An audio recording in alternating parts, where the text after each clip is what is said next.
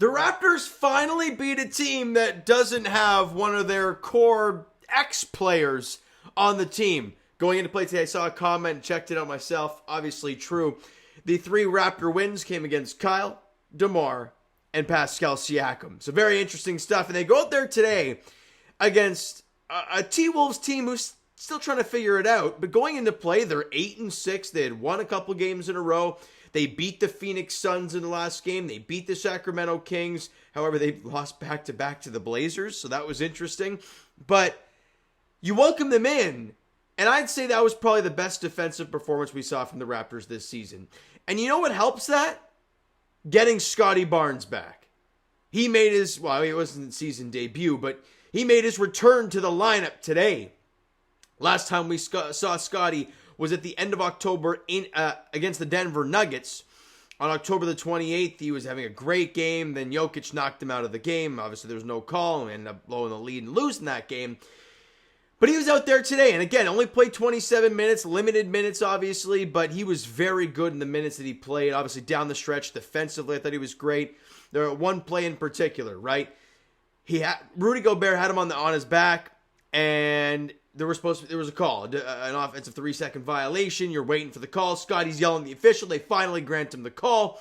Then they go down the other way, and Gobert, flying elbow, hits Scotty in the face, goes to the free throw line, knocks down 2 free throws. It's a big important play in the ball game. And the Raptors come away with the victory. 110-105 to the Minnesota Timberwolves. And the Raptors continue their okay play at home. All 4 of their wins have been on home court. They have not won a road game, and that has continued to this point. However, that can change moving forward. We'll talk about the next game in a bit, and it doesn't look great. But we'll talk about it. First quarter, and this was the big part to me. You look at the free throw discrepancy in the first quarter, and it was large. I mean, it was 10 plus. At one point, it was like 14-2 or 14-6 or something along those lines in the first quarter alone. And obviously, Matt and Jack on the broadcast were saying that the Timberwolves averaged 20 free throws a night. Well, they've already been to the free throw line almost 15 times, and it's the end of the first quarter. They ended up firing away 35 free throws. But the Raptors, even with the free throw discrepancy in the first quarter, won that quarter by 5, 32-27. And it was a big flurry at the end of the first quarter that really propelled them to that lead. You go to the second quarter, offense starts to dry up. You only score 20, you're -4 in the quarter. But you're up by 1 heading into halftime. Basically a whole new ball game. And then it was a very tight game. Again, what was the lead changes? Biggest lead of the night? We had a 9-point lead at one point late in the fourth quarter. That was the biggest lead of the game. It was a very tight game from minute 1 to minute 48. And even in the third quarter, you were -3, so you're down 2 going into the fourth. And the Raptors, what have we talked about all year long? The inability for this team to close the game out. They play a great first 3 quarters, and then they fall apart and die. Now, were we all kind of okay with that because we were on tanking and all that stuff? Sure. But to watch these guys go out there tonight and close this game against a very good basketball team, I was pretty impressed. They win the fourth quarter 33-26, capped off by a gorgeous alley-oop from Grady to RJ. But it was started. Was it Jaden McDaniels or Jalen or whatever the good one is? Not the ex-Raptor. Comes down baseline, tries to throw it down, blows the dunk. Grady Dick goes up there, gets the rebound. 3 Timberwolves surround... Oh, I spit on the camera. I'm getting a little excited here. 3 Timberwolves players surround Grady, and somehow he kind of splits through the defense and keeps his dribble alive, and he's away to the races with 3 guys caught him behind him. So he drives right downhill. RJ's coming from the left side. Grady fires it up to RJ, throws it down, and it was a huge run for the Raptors. Obviously, they had to call a timeout, and it was a big moment. Did that put them up 7 or put them up? That might have put them up their game high 9, something like that. I think it actually did. They put them up their game high 9. Late in the fourth quarter, like under 5 to play. Awesome stuff. And every time they punched late, the Raptors countered, or they had a good defensive possession. I was just really impressed all game long by these guys. The defensive intensity from minute 1 to 48 never wavered. Against a very good team in the T-Wolves, the maximum you allowed in a quarter was 28. It was just remarkable stuff. What are the team numbers? You shot 51% from the field. Holy smokes, spit it out. 30% from three, so not great. 7 for 23. But you got to the free throw line a ton. Again, I was totally wrong. They had 35 free throws. That's wrong. That is 33 free throws. And the Raptors pounded them in the paint late. Obviously, the free throws, they only took 23 threes. So they were getting into the paint. The Raptors took 39 free throw attempts. Now, they were 74% from the line. RJ missed a couple late, but you know what? He was good today. He was great from the line. You knocked down 74% on 39 attempts. You're great. You out-rebounded them. With a team like Rudy Gobert and guys like Julius Randle on the other side, you out-rebounded them today. 22 assists for the Raptors. They both had 17 turnovers, which was nasty, but the Raptors had a lot of turnovers early in this game. And again, the turnovers and the free throw attempts early, and you were able to weather the storm and have the lead after one. It was so crucial in this ball game. You dominated the points in the paint by 16, 56-40. Obviously, we're only taking 23 threes. I was just very impressed. Look at these player stats, all right? RJ Barrett.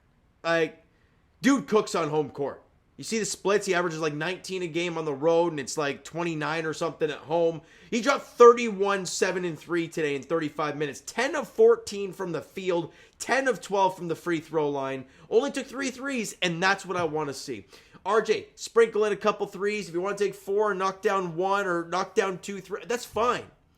But we all know you live in the paint, so go to work. And he did. He knocked down the free throws when he was there. Knocked down 1 3, had 3 steals in the ball game.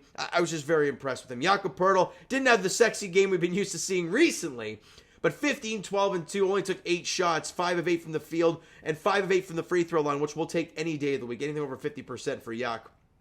Scotty B, as I mentioned, first game back, 17 points, 3 boards, 6 assists, 5 of 11 from the field, 5 of 6 from the free throw line, 2 of 5 from 3.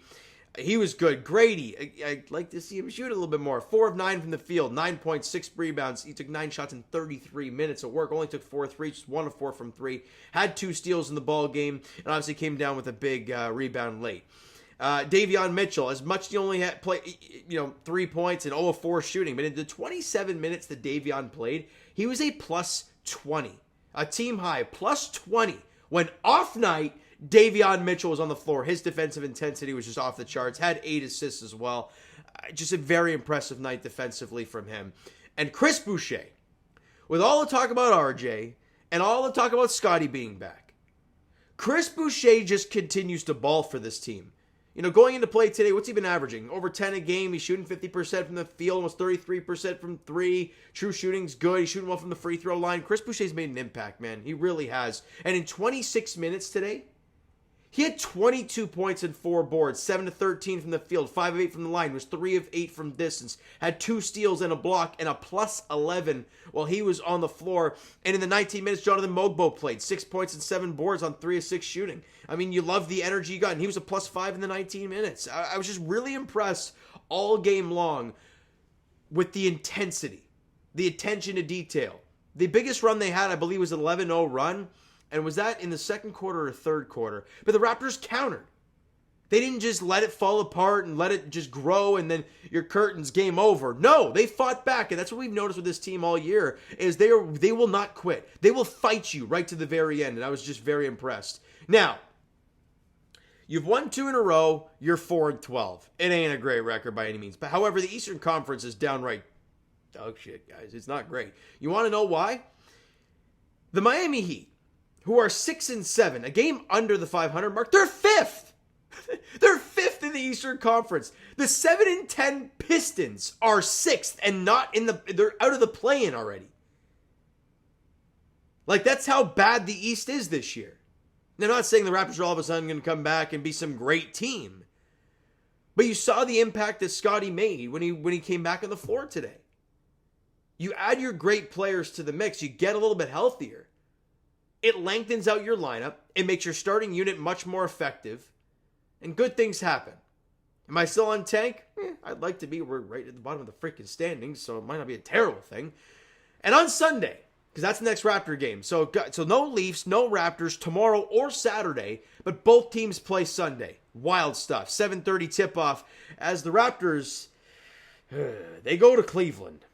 The 16-1 Cleveland Cavaliers. Yay. I mean, last time we played them, well, it was opening night where we got our absolute shit kicked in, so.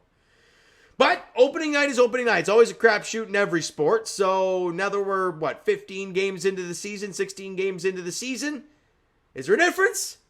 We'll see. It ain't going to be easy by any means. It hasn't been easy for the 17 teams that they played. The one loss that they had was to the Celtics, where, in Boston, where they only lost by 3. But guess what? The Raptors lost to Boston in overtime. You can't sit here and tell me it's impossible. So, we'll see what happens. I don't know. I'm intrigued. They go out there and beat Cleveland in Cleveland, get their 5th win, win 3 in a row. People might start to think a little differently. If not, which I think that's probably the way it's going to go. Whatever.